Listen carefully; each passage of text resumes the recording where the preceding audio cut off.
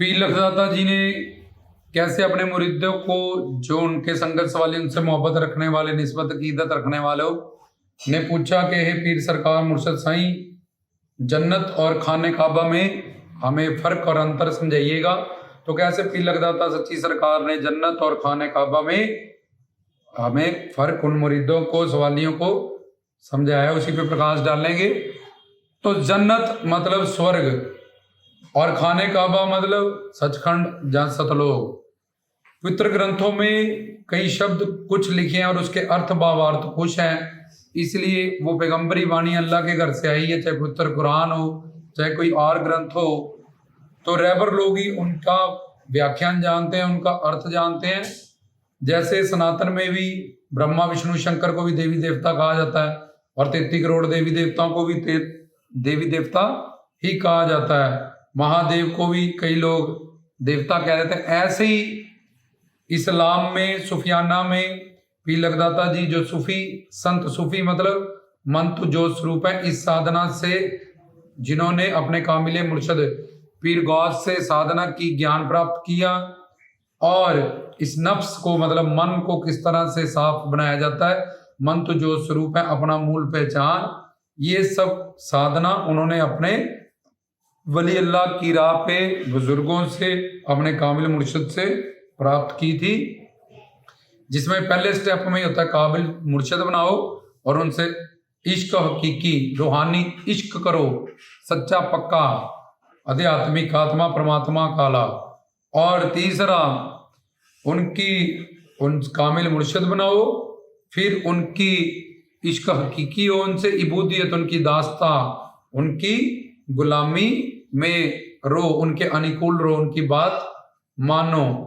फिर जाहिद नफ्स, अपने मन से लड़ने के लिए, मन बुद्धि से लड़ने के लिए उनसे ज्ञान प्राप्त करो और उनकी युक्तियों से, उनके जिक्र से, बयान से, फैज से, इल्म से अपने मन को, जो कि नापाक है, या गंदा है, या पापों से युक्त है, उसको, इस नफ्स को या इस मन को किस तरह से शुद्ध करना है, किस तरह से पाक करना है। उसके बाद हाफिज नज़र, कि अपनी नज़र को क्या देखना है क्या नहीं देखना, जो हमारे लिए हमारी साधना में बेनिफिट हो, हमें हक सच की मंजिल से बनाए। फिर हाफिज दम, के दमादम मस्त कर अंदर, कैसे हमने अल्लाह का सिमरन पवन गुरु या दम गुरु से करना है, क्योंकि बोल बोल के अल्लाह अल्लाह तो थक जाओगे। इस तरह श्वासों से बंदगी किस तरह से होती है।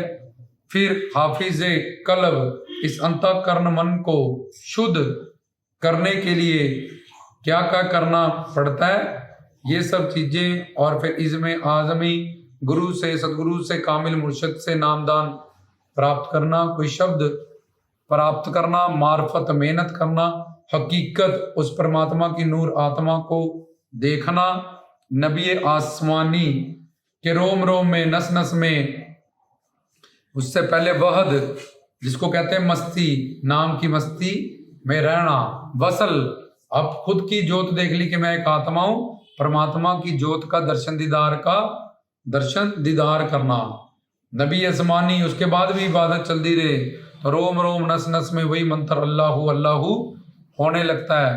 फिर बका, फिर फना, कि ये सब अपनी अजीते जी मरना, अपनी हस्ती को मिटाना।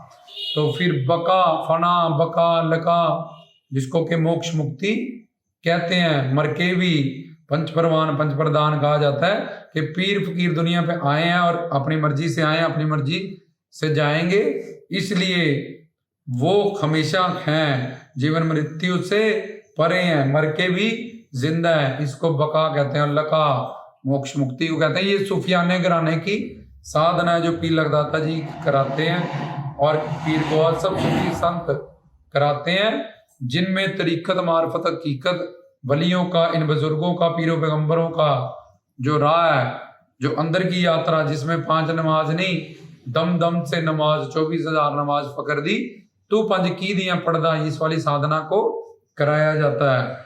तो पीर लखदाता जी से ने समझाया कि जन्नत स्वर्ग तक जाके बताया गया, वहाँ देवी देवता है, जब वो फरिश्ते कह देते हैं वहाँ ये सुख है, वहाँ ये सुख है, वहाँ ऐसा सुख है, वहाँ वैसा सुख है। तो स्वर्ग तक के सारे सुख हैं जो तो स्वर्ग को जन्नत से दर्शाया गया, और जहां जाके मोक्ष मुक्ति हमें प्रदान होती है तो उसको सचखंड कहते हैं, उसको सतलोक कहते हैं, जो उसको खाने काबा कहते हैं। स्वर्ग लग तक भी सारी जो जीव हैं या फरिश्ते देवी देवता, वहां जाके भी हमें वापस लौटना पड़ता है। लेकिन सतलोक सचखंड में जो जीव चले जाते हैं, ये साधना करके जो सुफियाने घराने की पीछे हमने बोली है, वो हमेशा को जन्म मरण से मुक्त हो जाते हैं। इस नूर को अपने हजूर परमात्मा अल्लाह खुदा से जाके मिला देते हैं, उनको उनके मानव चोले का लक्ष्य प्राप्त हो जाता है। स्वर्ग के जैसे सारे सुख नश्वर हैं, ऐसे ही कई जगह पे खाने काबा जहाँ उसको भी स्वर्ग से जन्नत से दर्शाया गया। लेकिन मेन जो बात समझने वाली है, गुरु पीर संतु संत फकीर औलिये जब ये साधना कराते हैं अपने अंदर की, शब्द से शिव की तरह हक सच की, तो अंतर ही हमें जन्नत और अंतर दिव्य चक्षु से ही हमें सचखंड सतलोक ये सब ज्ञान मिलता है। और ये सब साधना पीर लगदाता जी समझाते थे। रास्ते में फिर हमें स्वर्ग के जन्नत के फरिश्ते मिलते हैं, जहाँ सनातन के हिसाब से तुम देवी देवता कह लो। और स्वर्ग के जो बड़े बड़े सुख हैं कि जिन लोगों ने मोक्ष मुक्ति नहीं रहनी और संसार में जब स्वर्ग जन्नत में ही जाना है, उसके लिए भी कुरान शरीफ में रास्ता दिखाया गया। जिन्होंने सचखंड सतलोक जाना है, मोक्ष मुक्ति पानी है, उसके लिए भी दसम द्वार की राह, जिसको शाहरग की राह 127 सूरत में बताई जाती है, तो वो रास्ता भी दिखाया गया ताकि कोई स्वर्ग जाना चाहे, जन्नत जाना चाहे, तो वो भी मोमीन बने, वो भी वैसी साधना वैसे कर्म करे, वैसे अमल करे, उथे अमलों के होने ने नवेड़े, ताकि वो जन्नत जाए। और जो मोक्ष मुक्ति पाना जाते हैं, हमेशा को हक सच की इस मंजिल को पाना जाते हैं, तो वो खाने काबा सचखंड सतलोक का लक्ष्य बनाएं और स्वर्ग तक गई सारी आत्माओं को लौटना पड़ता है, फिर जन्म जन्म में घूमना पड़ता है। और खाने काबा जन सचखंड सतलोक में गए जीव को हमेशा के लिए इश्क इबादत मिल जाता है, और हक सच का इश्क हकीकी मिल जाता है। इस हीर को उसका रांझा, हीर मतलब आत्मा, रांझा मतलब परमात्मा। इसलिए जन्नत शब्द कई खाने काबे के लिए, कई जन्नत हम सनातन के हिसाब से तुम्हें समझा रहे हैं जहाँ देवी देवताओं का वास है। इसलिए जन्नत के बारे में कि वहाँ परी हैं, वहाँ फरिश्ते हैं, वहाँ ये है, वहाँ वो है, जिसको हम सनातन धर्म में कह देते हैं स्वर्ग में अप्सराएं हैं, स्वर्ग में ये है, उस स्वर्ग लोक के सारे सुख हैं। तो ऐसे ही पीर लगदाता जी ने समझाया कि जन्नत जो है वो, क्योंकि उनसे सब धर्मों के लोग उनको मानते थे, उनके पास जाते थे, तो उनको उन्हीं के हिसाब से वो समझाते थे। हिंदू लोग भी उनसे बहुत बड़ी दादार में जुड़े हैं, उनके मुरीद हैं, तो उनको इसी तरह से ये रब्बी उपदेश जो उनके बारे में समझ में आएगा।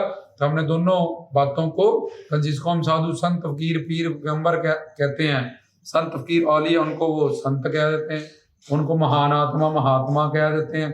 तो बात एक ही है, जिनको हम देवी देवता कहते हैं उनको वो फरिश्ते कह देते हैं, इज़राइल, मकराइल, जबरेल, इस तरह से फरिश्तों का नाम होता है। ब्रह्मा विष्णु शंकर कह देते हैं और देवी देवता कह देते हैं। तो इस तरह से पीर लगदाता जी ने बताया कि जन्नत जाना मतलब स्वर्ग जाना, स्वर्ग के सुखों तक मानना, और खाने काबा जाना मतलब सचखंड सतलोक जाना और अपनी मंजिल को पाना। इसलिए सब शास्त्रों में जिसको जो चाहिए उसका राह इबादत करने से दिखाया गया कि कोई ये ना कहे कि मैंने जन्नत देखनी थी, पर अल्लाह ताला ने उसका कोई मार्ग नहीं बनाया।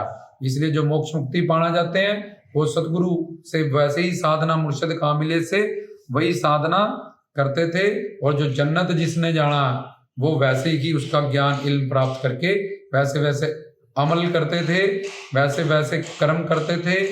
और फिर ये दोनों का फर्क उनको समझ में आता था जब कामिले मुर्शिद के पास उनको मिलते थे, उनकी दास्ता करते थे, बूदियत, उनसे ज्ञान प्राप्त, रूहानी इल्म, रूहानी फैज, जिक्र करना मतलब बात करना, बयान करना मतलब उनका प्रवचन सुनना। तो ये फर्क बताया गया जन्नत और खाने काबे में गुरु प्यारी सारी सात संगत को रामदास की तरफ से सदैव